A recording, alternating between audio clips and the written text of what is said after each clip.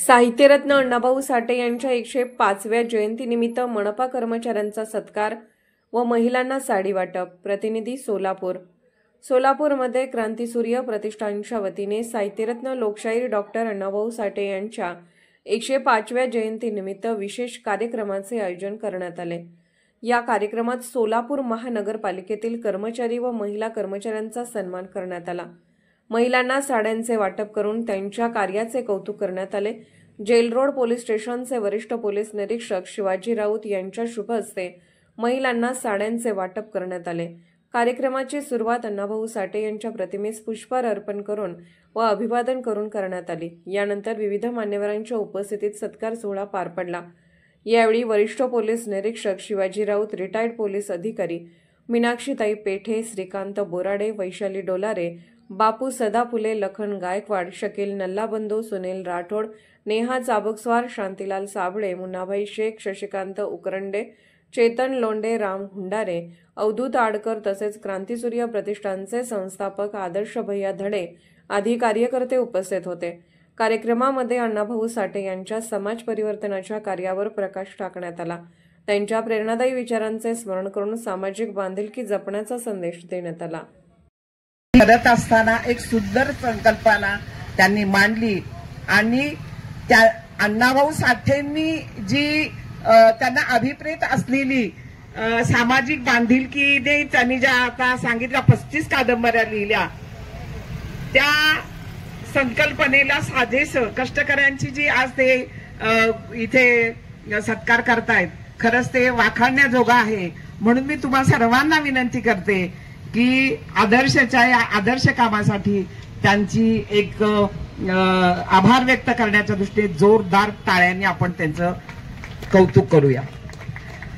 आता सरांनी सांगितलं कादंबऱ्या लिहिल्या, 35 कादंबऱ्या लिहित असताना त्यांचं शिक्षण किती झालं होतं सगळ्यांना माहिती आहे. दिवसाचं शिक्षण झालेला एक साहित्यिक होऊ शकतो, जगाच्या पाठीवर इतका विख्यात तो लोकशाहीर होऊ शकतो.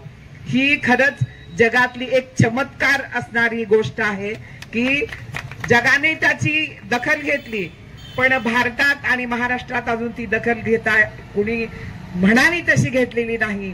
खरंच ही एक खंत आहे.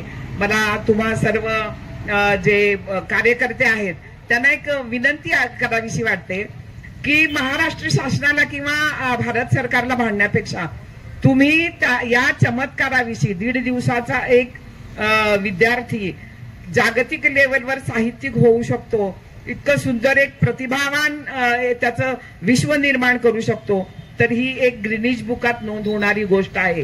तर आपण ग्रीनिज बुकात नोंद व्हावी या दृष्टीने आपण सर्वांनी प्रयत्न करावेत अशी मी आपल्याला एक विनंती करते. आणि अण्णाभाऊ साठे हे कुठल्या एका जातीत बांधू नयेत. त्यांनी त्यांचं जे इतकं अगाध साहित्य निर्माण केलेलं आहे ते कुठल्या एका जाती धर्मासाठी नाहीये.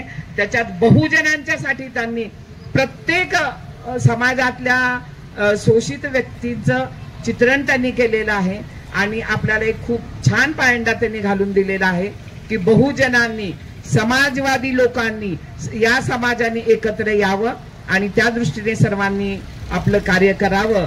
आणि अण्णाभाऊ साठेंची जयंती साजरी करत असताना फक्त जयंती नाही साजरी करायची, त्यांनी जे साहित्य लेखन केलेलं आहे किंवा त्यांनी जो